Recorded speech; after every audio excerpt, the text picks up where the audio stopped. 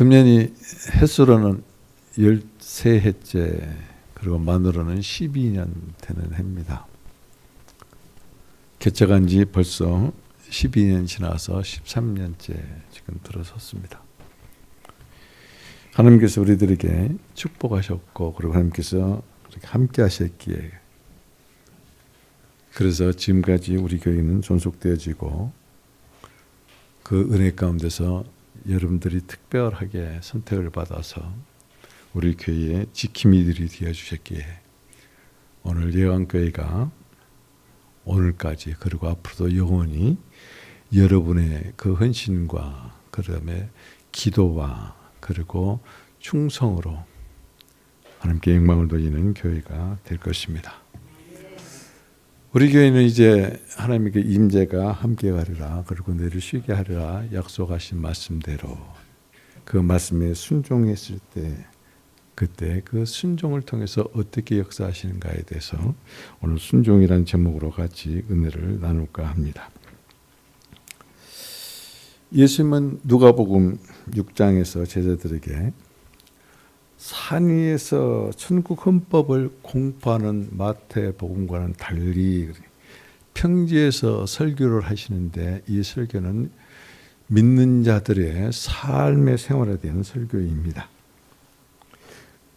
주님께서는 제자들에게 이렇게 말씀하십니다. 주라. 이와 같이 이 누가복음 6장의 이 주제를 쭉 말씀하신 중에 첫 번째가 우리들에게 하신 말씀이, 물론 그 앞에 이제 가난하고 그 다음에 줄이고 애통하고 그런 말씀이 이제 나열되어 있지만은 주제가 그렇습니다. 주라는 것입니다. 주라. 주라로 시작하셔서 행하지 아니하느냐라고 이와 같이 설교의 주제를 여기서 마감하고 있는 것을 볼 수 있습니다. 주는 삶은 손해를 봅니다. 우리가 단순적으로 계산할 때 그렇습니다. 자꾸 주기 시작하면은 가난해집니다. 그리고 줄이는 삶을 살게 됩니다. 그리고 결과적으로는 애통할 수밖에 없는. 그래서 하나님께서 예수님께서 제자들에게 이와 같이 말씀하신 것은 지금 이 시대를 살고 있는 동일한 우리들에게도 말씀하신 것과 같습니다. 그럼에도 불구하고 그래, 대접받기를 원하면 먼저 다가가서 대접하라. 그러시면서 아주 심지어는 뭐라고 하시냐면은 원수에게 사랑을 주라. 그 다음에 너희를 저주하는 자에게 너희는 잘해주라. 미워하는 자에게 잘해주라 그럽니다. 그리고 저주하는 자를 축복해주고, 그리고 욕하는 자를 위해서 기도해주라. 이 뺨을 치면은 저 뺨도 돌려주라. 겉옷을 뺏으면은 너희의 속내의까지도 그저 주라고 하십니다. 그러면서 하나님께서 제자들에게 이렇게 말씀합니다. 너희는 누구에게 칭찬을 받기 위해서 사랑하느냐? 너희를 사랑한 사람만 사랑한다 그 말이에요. 너희는 누구에게 칭찬을 받기 위해서 너에게 잘해준 사람만 잘해주느냐? 너희는 누구에게 칭찬을 받기 위해서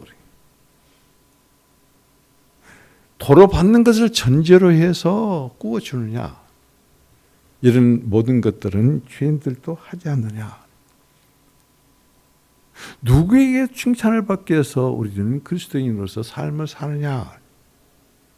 누구에게 칭찬을 받기 위해서 내 생활이 내가 원하는 내 생각한 대로 사느냐? 그것을 지금 물어보고 있는 것이. 우리는 칭찬을 사람들로부터 받으려고 하면 힘듭니다. 지칩니다. 피곤해집니다. 포기합니다. 절망합니다. 그러나 하나님께서 칭찬하시면 힘이 생깁니다. 용기가 납니다. 지치지 않습니다. 피곤하지 않습니다. 좌절하지 않습니다. 나의 삶이 누구에게 칭찬을 받기 위해서 사는 삶인가? 그런데 하나님은 어떤 사람을? 주는 사람을 칭찬하신다는 것이. 주는 사람을 축복하신다는 것이. 그래서 하나님께서는 이제 그 6장 마지막에 하셔서 이렇게 말씀합니다. 너희는 나를 불러 주여 주여 하면서 어찌하여 내가 하는 말을 행하지 아니하느냐. 주는 사람을 주님께서 칭찬하십니다. 그리고 주는 사람을 축복하시는데 하나님 말씀을 따라서 실행하는 자, 실천하는 자, 한마디로 말씀드려서 오늘 제목과 같이 주제와 같이 순종하는 자. 그래서 하나님께서는 말이와 같이 말씀에 순종해서 주는 자를 하나님의 아들들이 되리라고 말씀하셨어요. 그리고 하나님께서는 이제 흔들고 누르고 그리고 넘치게 축복을 주신다 그랬는데 어떤 사람? 주님의 말씀에 순종한 아들들에게 주신다는 것이지 아무에게 주는 게 아니에요. 하나님께서는 이와 같이 주는 사람, 순종해서 그 말씀을 따르는 사람에게 흔들어서 눌러서 그리고 넘치게 축복하심하고 약속하셨습니다. 그렇기 때문에 우리는 주님의 말씀에 따라서 순종해야 되는 것이에요. 그래서 여러분 이 마태복음 이제 46절 이 보면 그렇습니다. 왜 너희는 나에게 주여 주여 하면서 내가 하는 말대로 실행하지 않느냐. 거기는 무슨 의미입니까? 순종하라는 뜻이에요. 원수를 사랑하라. 너를 미워하는 자를 잘 대해주라. 저주하는 자를 축복하고 너를 아주 못되게 구는 자에게 이와 같이 기도하라. 이 모든 것은 주는 것이에요. 주는 것. 말씀하신 대로 순종해서 주면서 사는 자들을 하나님은 하나님의 아들이라 하시고 그리고 하나님은 하나님의 아들에게 축복하시는 것이지 서자가 아닙니다. 양자가 아니에요. 정말로 하나님의 자녀는 하나님의 말씀을 듣고 그리고 말씀대로 순종하는 자, 실행하면서 사는 자. 이것이 생활의 설교예요. 그래서 주님께서는 이같이 마태복음, 누가복음 6장을 통해서 이같이 생활의 설교를 우리들에게 하신 것을 볼 수 있는데 그 주 내용이 뭐예요? 순종입니다. 거기는 순종이라는 단어가 안 나와요. 그러나 그 말씀을 쭉 여러분 읽고 묵상해 보면 과연 주님께서 우리에게 요구하신 것이 무엇인가? 순종하라는 것이. 실천하면서 살라는 것이. 생활 가운데 실행하면서 살라는 그런 말씀입니다. 첫사람 아담은 말이죠. 불순종함으로 말미암아 생명나무에 이르는 길을 스스로 차단해 버렸습니다. 불순종이 이렇게 무서운 거예요. 그런데 또 한 사람 그리스도는 순종함으로 말미암아 우리를 생명의 길로 이끌으시는 분입니다. 그래서 순종은 복의 길이 열리는 역사가 일어나고 불순종하면은 복의 길이 닫히는 역사가 일어나요.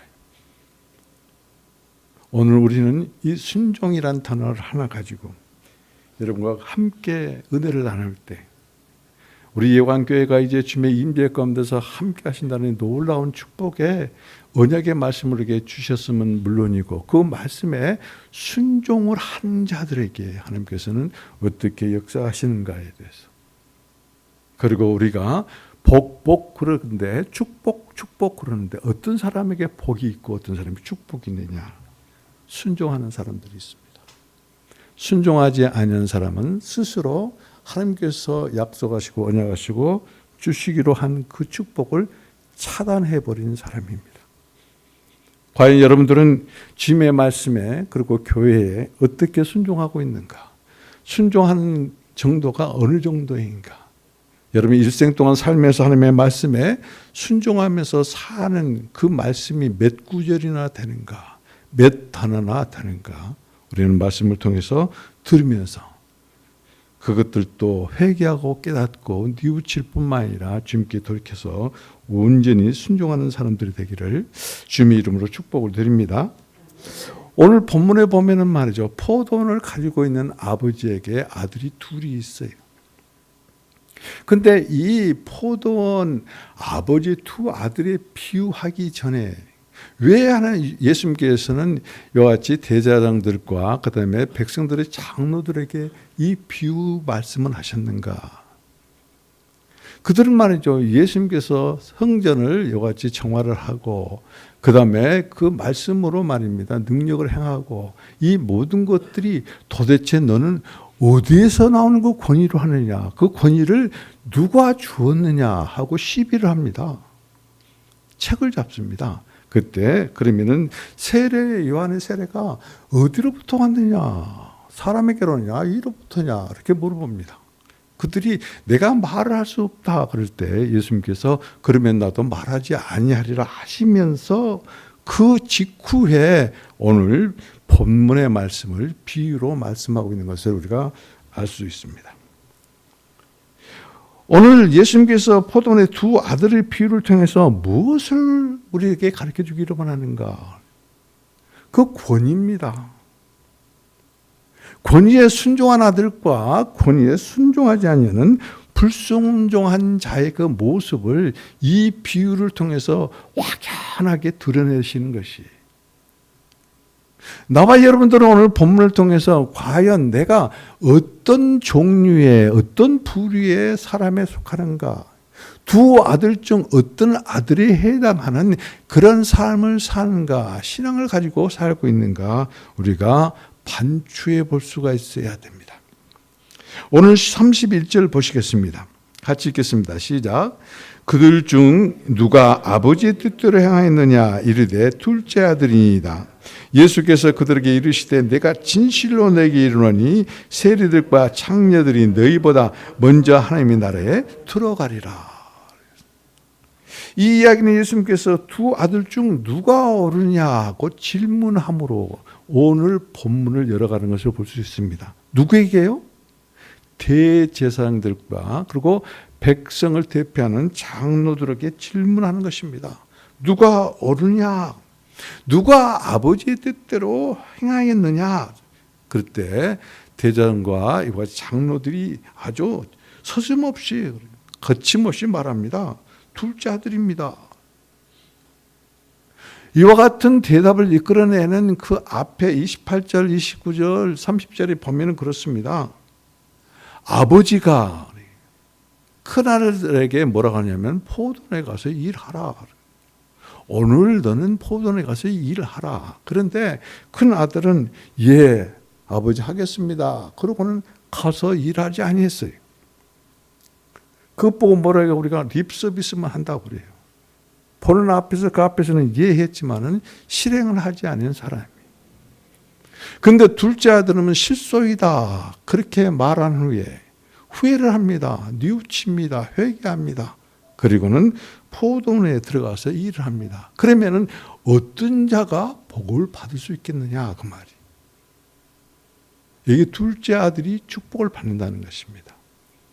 자, 그러면 첫째 아들은 어떤 사람들을 지금 지칭해서 말하는가? 여기서 둘째 아들입니다 라고 말한 대제사장과 그리고 장로들에게 말하고 있다는 것을 우리는 직감적으로 알 수가 있어요. 이들은 영적 지도자들이고 그리고 모든 제사들은 이들을 통해서 행하는 종교적인 그런 권위를 가진 사람들입니다. 그런데 유감스럽게도 그들은 외형적으로는 종교적인 절대적인 행사를 행하고 있음에도 불구하고 그들은 외형적으로만 하나님을 섬겼지 하나님을 정말로 섬기는 자들이 아니다. 그래서 메시아이신 예수 그리스도를 그들은 거부를 합니다. 그래서 여기에서 이 다음 구절에 누가 나오냐면 이제 세례 요한이 나오거든요. 세례 요한은 그의 의의 도를 가지고 전파하기 위해서 그래서 일반 백성들에게만 아니라 모든 백성들에게 왕국의 도는 의다. 그것에 대해서 전파를 하는데 일반 백성들은 여기서 보면은 일반 백성들로 대표되는 세리와 창녀들입니다. 그들은 예수 그리스도를 오시는 다시 말씀드리면 세례 요한이 전파하는 왕국 복음을 듣고 그리고 그 말씀에 순종했다는 것이 그게 둘째 아들입니다.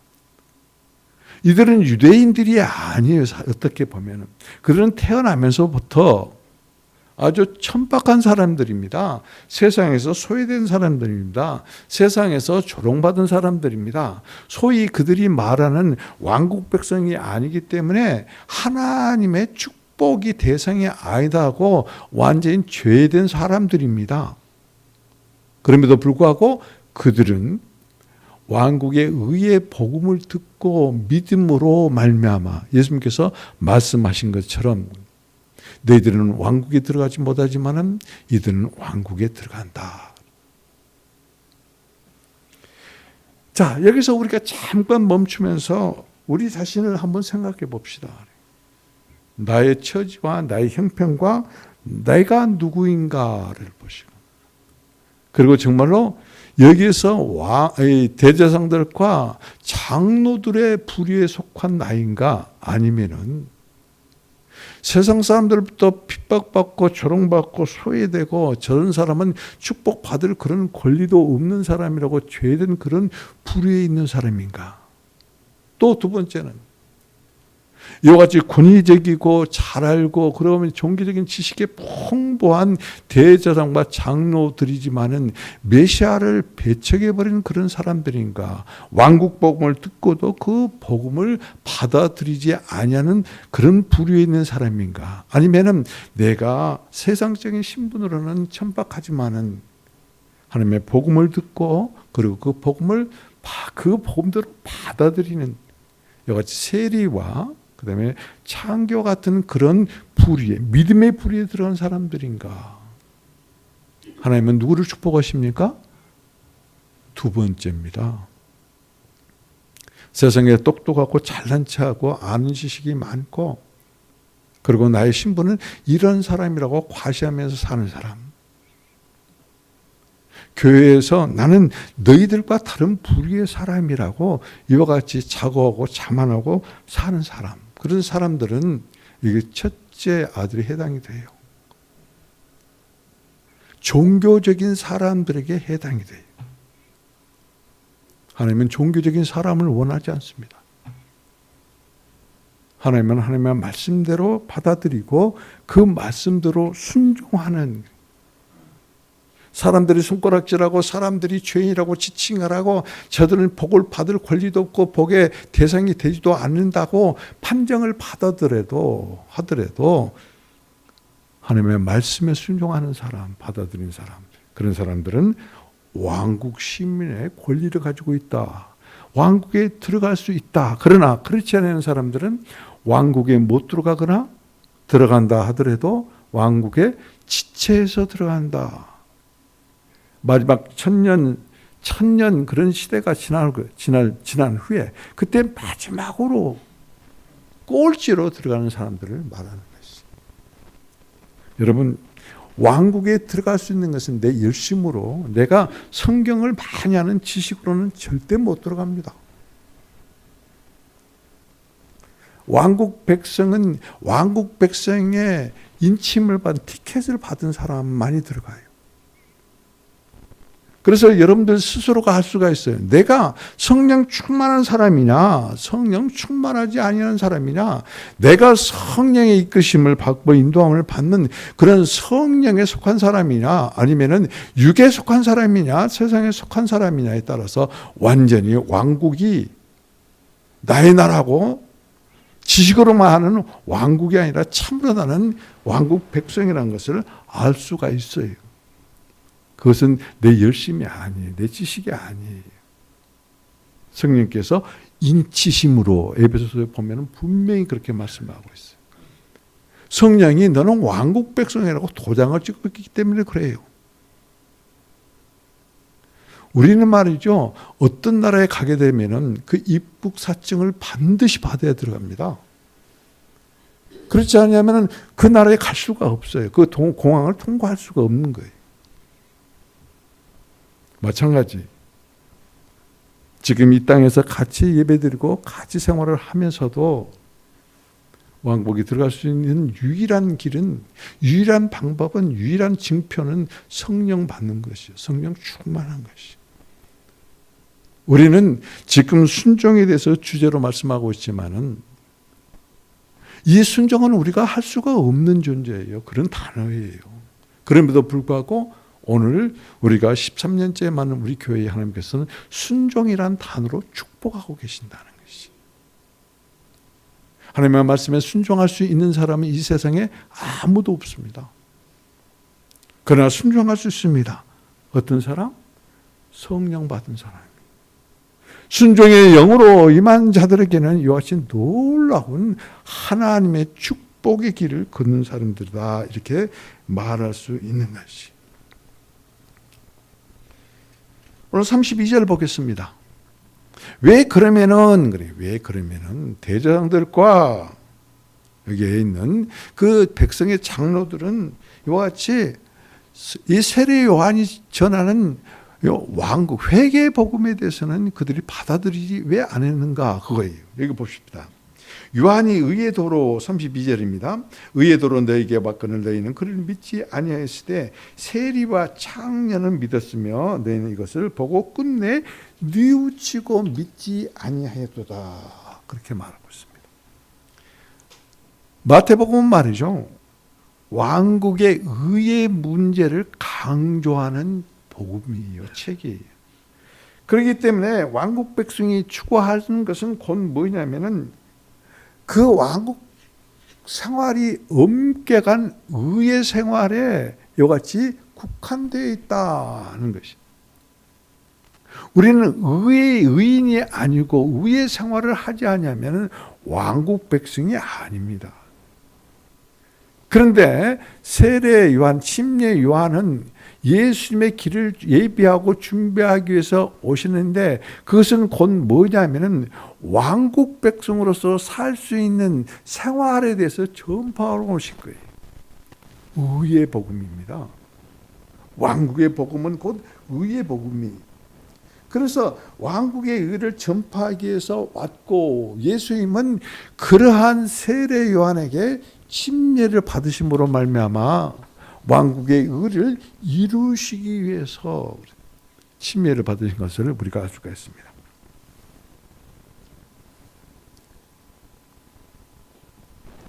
그런데 정작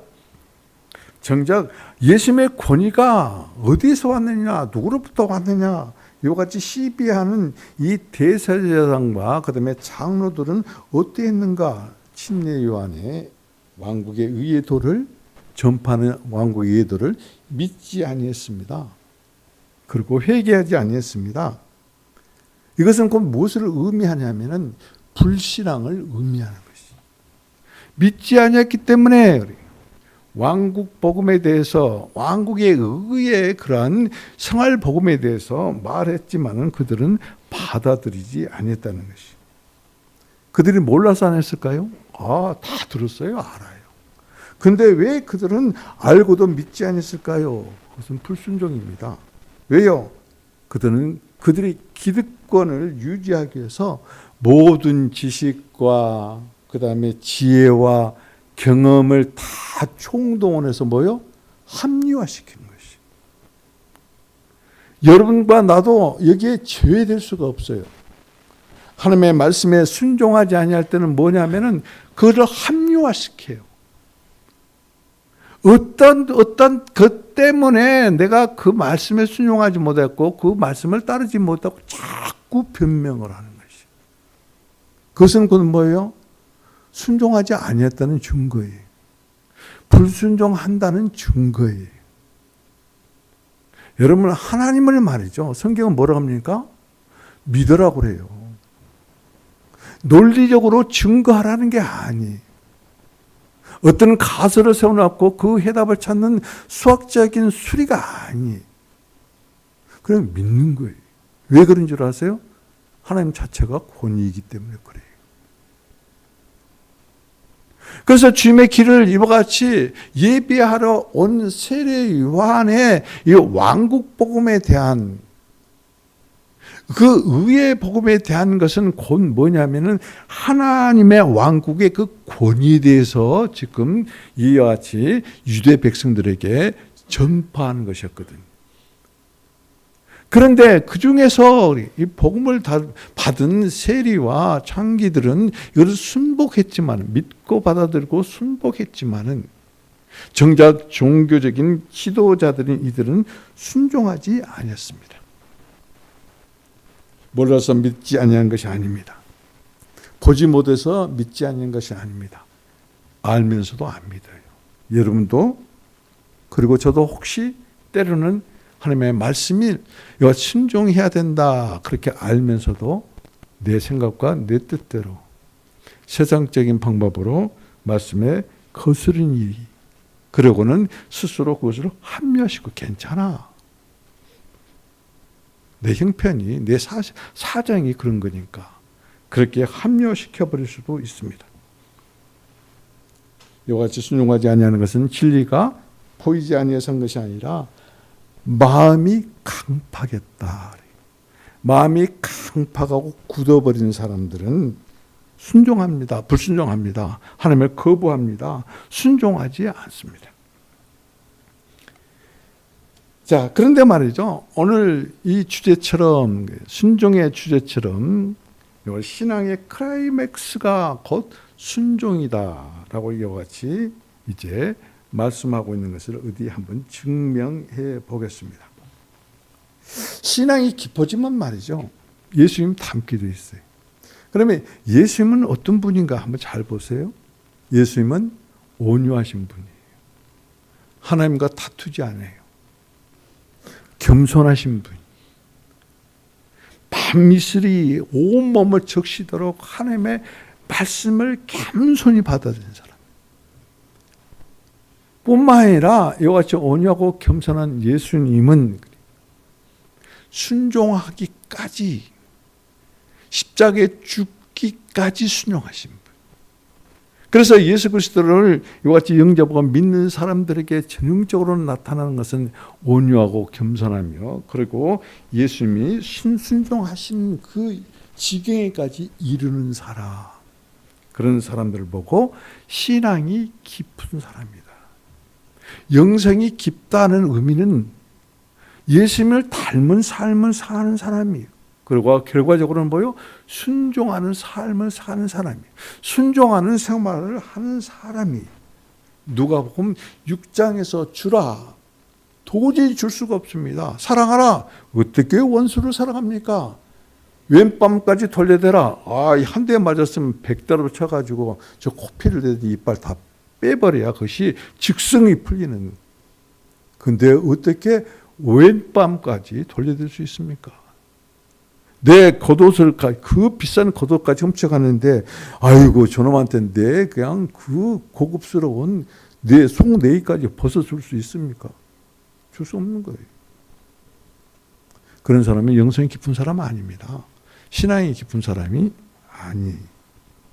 여러분 영성 깊습니까? 신앙이 깊습니까? 하면 말씀에 순종하면서 사는가 안 사는가, 그것으로 우리가 내 자신의 신앙을 측정할 수 있다는 것이. 이사야는 말이죠, 성령에 감동이 되어가지고 장차 오신 메시아, 곧 예수님이 메시아라는 그 모습을 아주 뚜렷이 보았을 뿐만 아니라 기록하고 있는 것을 우리가 알 수 있어요. 이사야서 53장에 보면 이렇게 말하고 있습니다. 그가 곤욕을 당하여 괴로움을 당할 때에도 그의 입을 열지 아니했다. 곤욕을 당하고 괴로움을 당해도 그 입을 열지 아니했으며 마치 도수장으로 끌려가는 어린 양과 같고 털 깎는 자 앞에서 잠잠한 양과 같이 그는 뭐요? 입을 열지 아니했다. 그렇게 말하고 있어요. 이것이 메시아상입니다. 성령에 감동되어져서 하나님께서 보여주신 메시아의 모습을 이제 이사야는 이와 같이 기록하고 있는 것이. 도살장으로 끌려가는 양은 어떻습니까? 빠르면 몇 분 후, 길어봤자 한두 시간 후면 죽습니다. 그러면 반항도 해야 되고 변명도 해보든지 소리 질러서 그래서 이거 어떻게 그 위기를 모면해보든지 그래야 되는데 잠잠하게 끌려갈 뿐이었다. 그렇게 말하고 있습니다. 여러분 양털을 깎는 그런 모습을 본 적 있습니까? 양털이 깎인 그 양을 본 적 있습니까? 양털이 깎인 그 양을 나는 그 텔레비전에서 봤어요. 온 살이 다 드러나요. 바리깡으로 깎았는데 잘못 깎은 사람은 피도 막 철철 흐르고 그래요. 그런데 그 양이 말이요 잠잠해요. 자기를 지켜주고 자기를 보호해준 그 양털 옷이죠. 그것을 다 도둑질 당한 것이요. 폭력적으로 빼앗긴 그럼에도 불구하고 그 양은 아무 불평도 원망도 소리를 지르지도 아니했습니다. 예수님의 모습이에요. 예수님이 그렇게 하셨어요. 어린 양이신 예수님께서는 십자가에 가실 때 아무 저항도 안 하셨어요. 아무 불평도 원망도 하지 아니하셨어요. 예수 그리스도를 믿는 그리스도인의 모습이어야 되는 것이. 그 순종의 축복을 받은 사람들에게 전형적으로 나타나는 모습이다. 예수님의 십자가를 두고 땀이 피가 되도록 아주 심각한 기도를 드린 것을 우리가 알 수 있습니다. 왜 그랬을까요? 그것은 예수님과 아버지의 뜻 사이에 어떠한 고민이 있기 때문에 그래요. 뜻이 일치가 되었다면 이런 땀방울이 핏방울이 되도록 고민하며 심각한 기도를 드리지 아니했을 것입니다.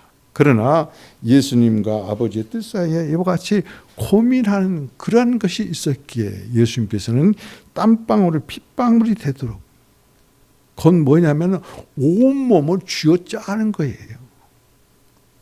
그래서 수분이 나올 줄 알았더니 땀을 다 흘리고 난 다음에 온몸을 쥐어짜는 기도를 하니까 피가 숨구멍을 통해서 흘러난 것을 볼 수 있습니다.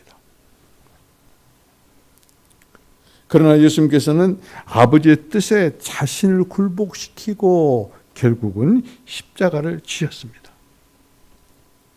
그때 주님께서 뭐라 하십니까? 아버지여, 만일 아버지의 뜻이거든 이 잔을 내게서 옮기시옵소서. 그러나 내 원대로 하지 마시고 아버지의 원대로.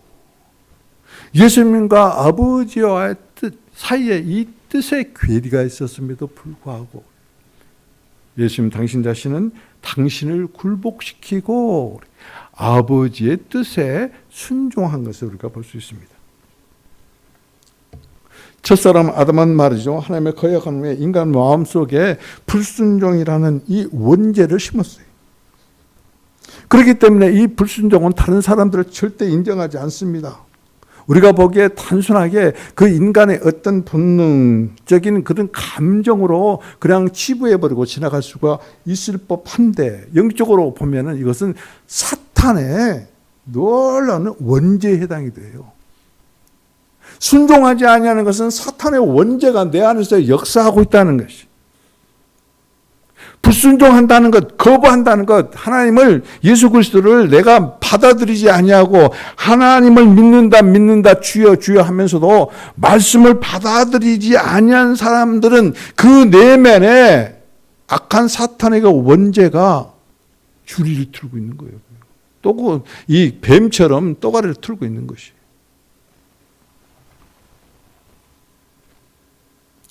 그래서 우리들은 내 자신을 알아야 돼요. 인간인 나는 뭐냐면 내 안에 있는 것들이 순종이 아니라 불순종이다. 수용하는 것이 아니라 거부하는 것이다. 하나님의 말씀에 대들고 투쟁하는 그런 인생이다.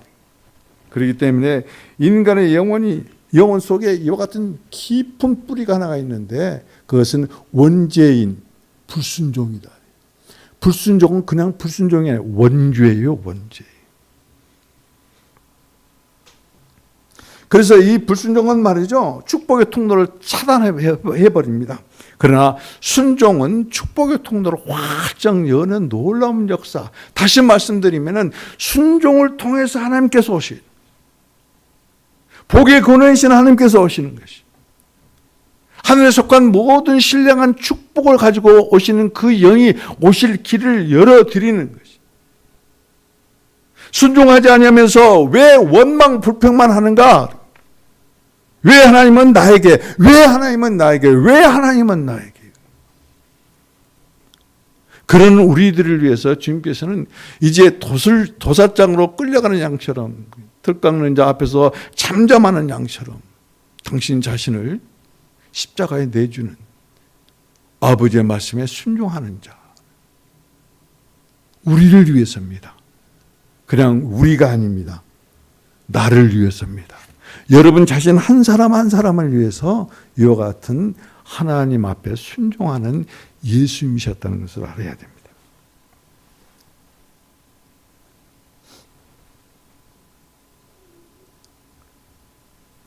한 사람의 불순종으로 그 원죄가 우리 안에 들어왔지만 또 한 사람의 순종함으로 말미암아 모든 사람에게 의의 자녀라, 이런 놀라운 칭함을 받게 한 것을 볼 수 있습니다. 로마서 5장에 그렇습니다. 한 사람의 순종치 아니함으로 많은 사람이 죄인된 것 같이 한 사람이 순종하심으로 많은 사람이 의인이 되었다.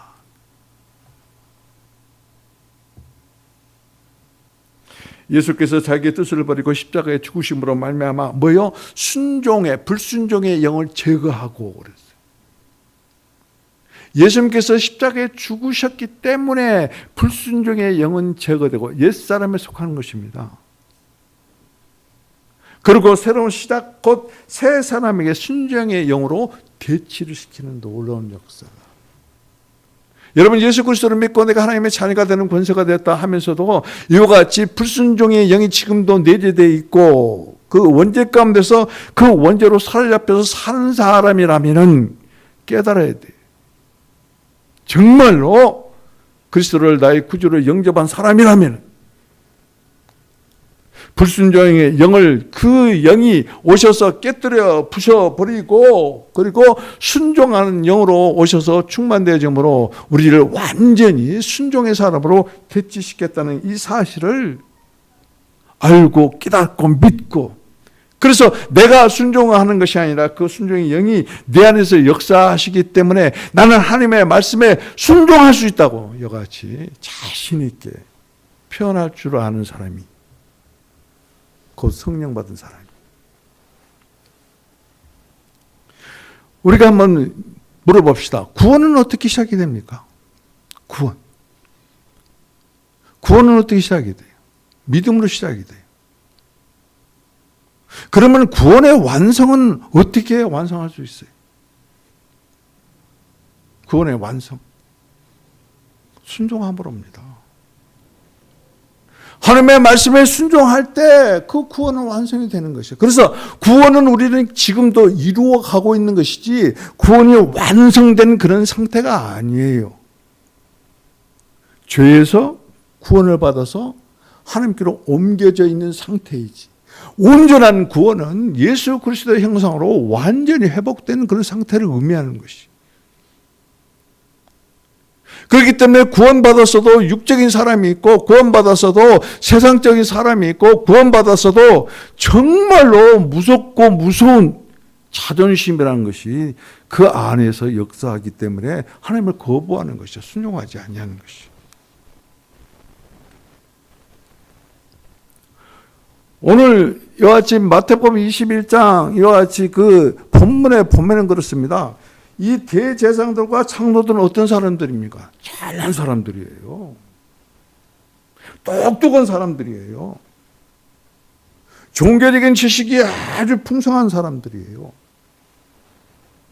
입술로는 하나님을 숨기고 하나님을 찬양합니다. 하나님을 경배합니다. 하나님을 예배합니다.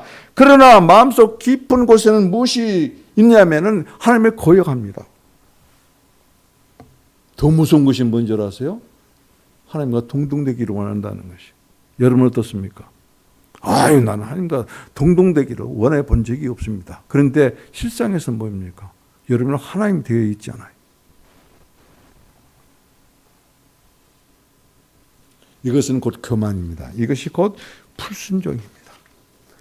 우리는 이런 사람들을 닮아서는 절대 안 됩니다. 누구를 닮아야 돼요? 예수님을 닮아야 돼요.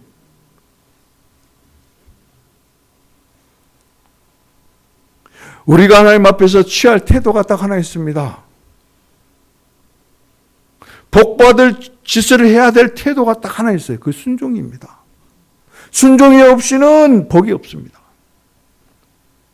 순종이 없이는 내가 아무리 성령 충만 받기로 말한다 하지만은 성령 충만 받을 길이 없어요. 순종이 없이는 왕국에 들어갈 길이 없어요. 얼마나 순종이 귀하고 중요한 축복인가.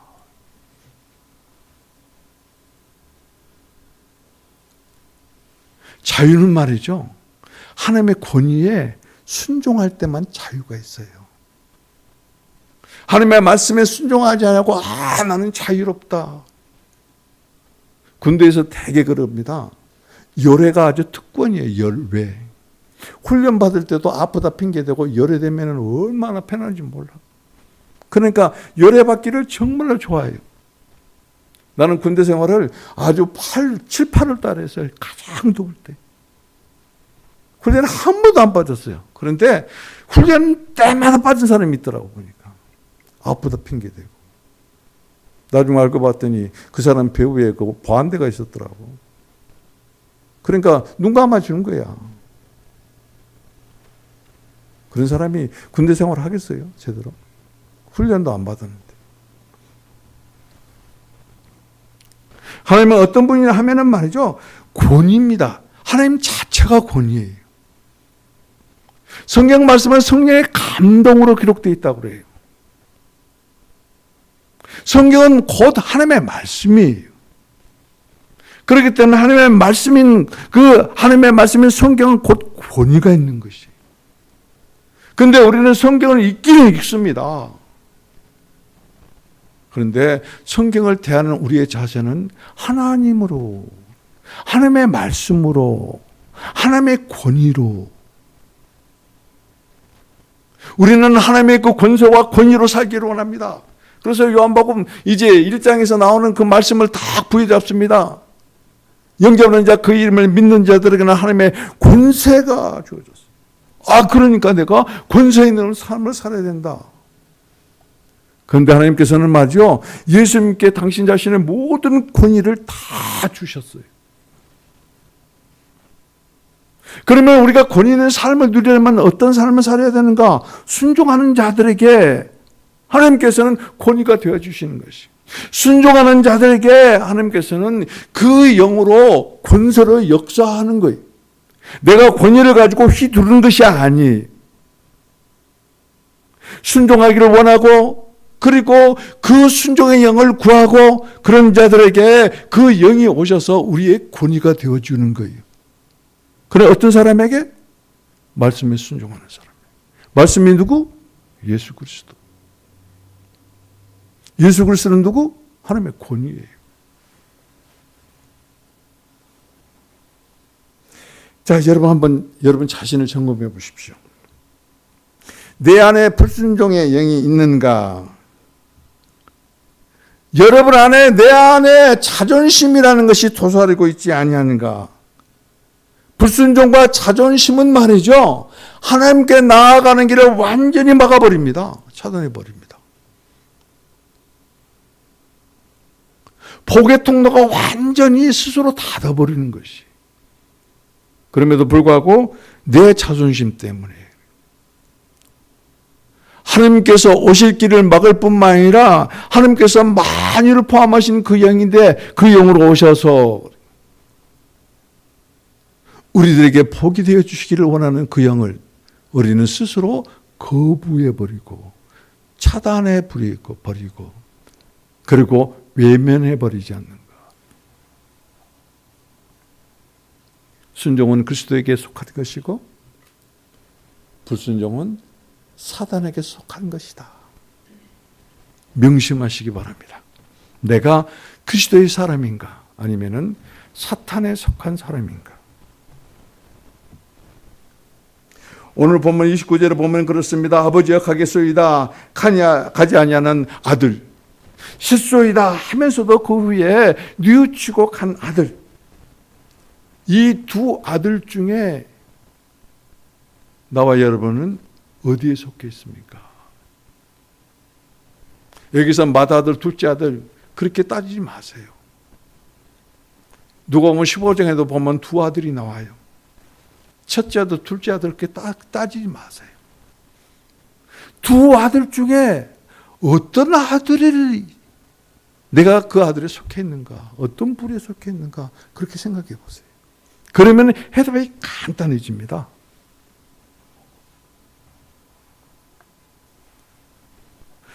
그래서 말이죠.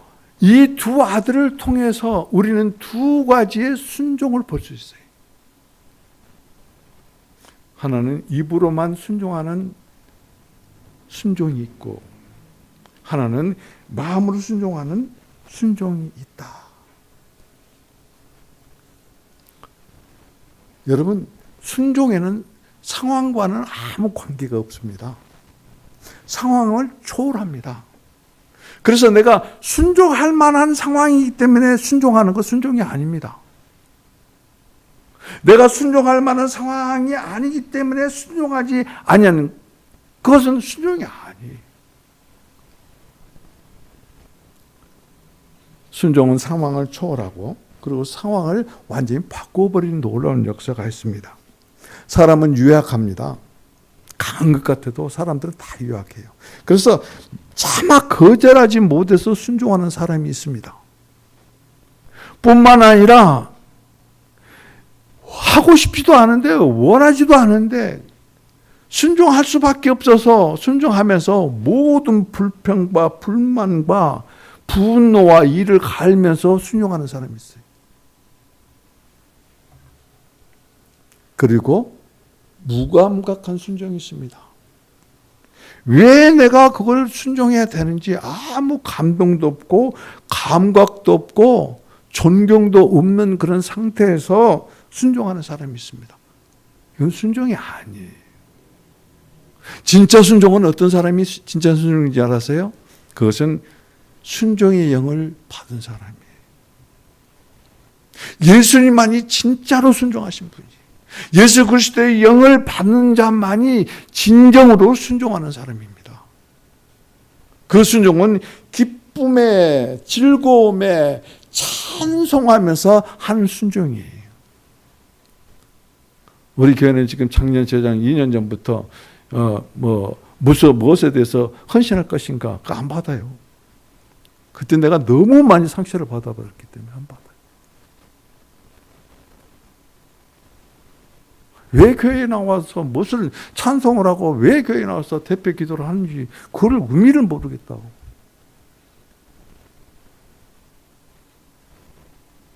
얼마나 그때 내가 마음이 아파버렸는지.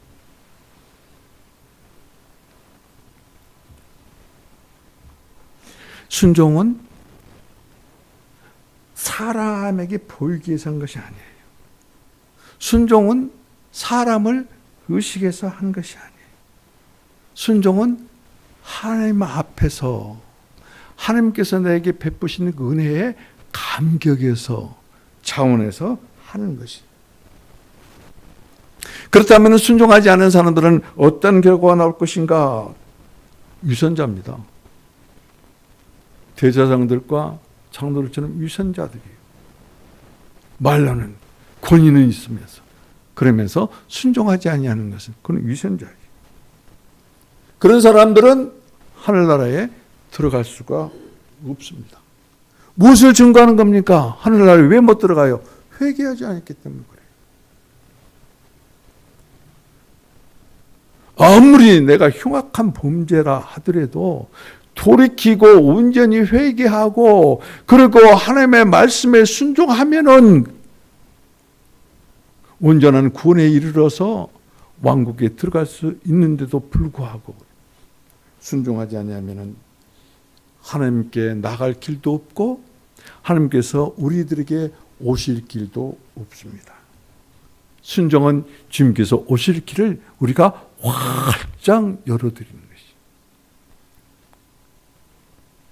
복이신 하나님의 그 영이 나와 여러분 안에 들어오실 길을 활짝 열어드리는 것이. 복 받기를 원합니까? 한 단어만 오늘 다 새기십시오. 순종입니다. 우리들에게 최대의 순종의 모델은 예수 그리스도입니다. 그분은 하나님입니다. 그런데 하나님이신 그분이 종의 형체를 가지고 사람의 모습으로 오셨어요. 뿐만 아니라 그분은 사람의 모습으로 오셨는 것으로 그친 것이 아니라 자기를 낮추시는데 어디까지 낮췄느냐? 제자들 봐시는 거 그게 아니에요. 십자가에서 죽기까지 자기를 낮추셨어요. 순종하셨어요. 복종하셨어요. 그래서 순종의 영을 받은 사람들은 예수님을 닮아서, 예수님을 닮은 사람들은 예수님처럼 겸손해요. 그런데 순종의 영을 받지 않은 사람들은 자기가 누구라고 과시해요. 자기를 자꾸 드러내요. 내가 누군데 알아봐 주지도 않고, 내가 누군데 나에게 특별히 대우를 해 주지도 않고. 우리 교회는 그런 사람 없어요. 정말 우리 교회는 그런 사람 없어요. 그런데 본교회에 그런 사람들이 무지기수였어요. 그래서 뭐요? 자기들 끼리끼리에 딱 그런 그룹이 있어갖고 그 그룹에 들어있지 않냐는 사람은 보이지 않는 경계선을 못 넘도록 배척을 해버려요.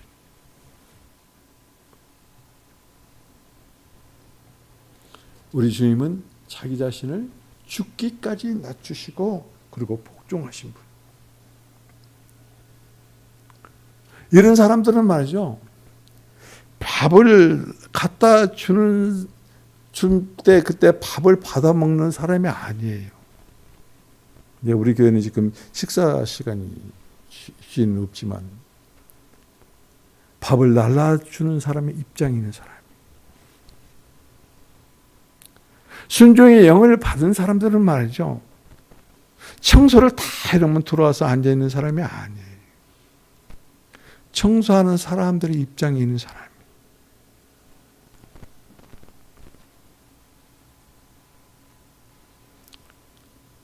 순종의 영을 받은 사람들은 예수 그리스도를 닮아서 낮은 자리를 찾습니다. 섬기는 자리를 찾습니다. 그곳에는 그리스도의 모습이 있어요. 그곳에는 예수를 닮은 그리스도인의 모습이 있어요. 그런데 스스로 자고하고 순종하지 않는 사람에게는 그것이 나타나지 않아요. 순종의 영을 받은 사람은 누구를 섬길 것인가부터 내가 대접받기를 원하는 것보다는 섬기는 자리에 있습니다.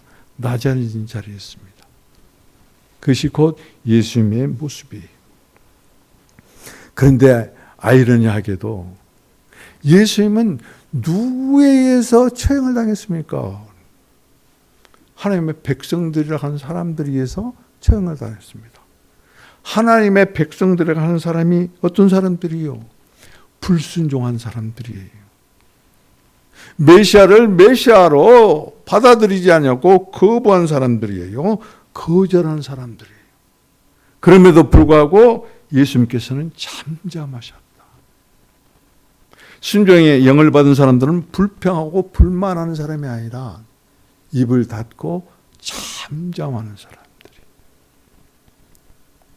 그런 사람들을 하나님께서는 칭찬하시고 아들이라고 일컬음을 받게 하시고, 그리고 그 축복은 세상 사람들이 아닌 당신의 아들들에게 부어주시는 분. 순종만이 악의 무리를 이길 수 있습니다. 순종만이 미움을 이길 수 있습니다. 제가요, 정말로 마음이 아프고 괴롭고 고통스러울 때 제가 이런 기도했어요. 하나님, 제가 좋아하지 않지만은 싫어하지 않게 해 주십시오. 하나님, 제가 사랑하지 않지만은 미워하지 않게 해 주십시오. 그렇게 기도했어요. 결국은 뭐예요? 이같이 하나님께 그 영을 구하는 자는 결국 사랑하게 돼요. 그래서 바꿔지는 거예요. 그래서 변화되는 것이. 여러분은 하루아침에 일시적으로 절대 안 바꿔집니다. 여러분, 예수 그리스도를 믿은 지가 몇 년 됐습니까? 그런데 맨 처음 예수 그리스도를 영접하고 그때 기쁨과 즐거움으로 펄펄 뛰던 그 당시에 내 모습과 지금의 모습을 한번 보세요. 바꿔졌는가? 그때의 그 모습이나 지금의 그 모습이나 별반 차이가 없어요. 그래서 구원은 이루어가는 것이. 그래서 순종함으로 구원은 완성해 가는 것이에요. 순종 없이는 절대 우리가 바꿔지고 변화될 수가 없습니다. 지식으로 하는 것은 순종이 아닙니다. 말씀대로 실행하고 실천하는 것이 순종인 것이. 하나님께서는 이제 예수님께서 죽기까지 순종하신 그 순종의 최고의 클라이맥스에 오른 예수님에 대해서 뭐라고 했습니까? 지극히 높으셔서 모든 이름 위에 뛰어나는 이름을 주셨다. 순종의 영을 받은 우리들은 예수 그리스도 이름 안에 있는 자들이고, 그리고 우리들은 예수님께서 하나님께 영광을 돌린 것처럼 하나님의 영광에 돌리는 것은 반열에 들어간 자들입니다. 이게 축복이에요. 순종 없이는 영광의 반열에 들어갈 수 없어요.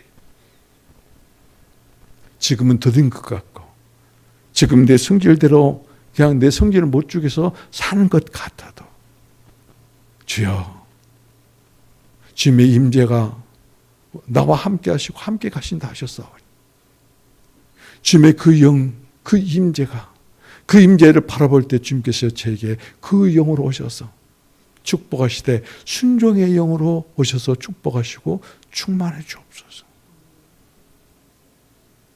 그럴 때 우리는 순종의 사람이 될 것입니다. 예수님의 그 영광의 반열에 들어가는 사람들이 될 것입니다. 베드로전서 2장 18절은 이렇게 말씀하고 있습니다.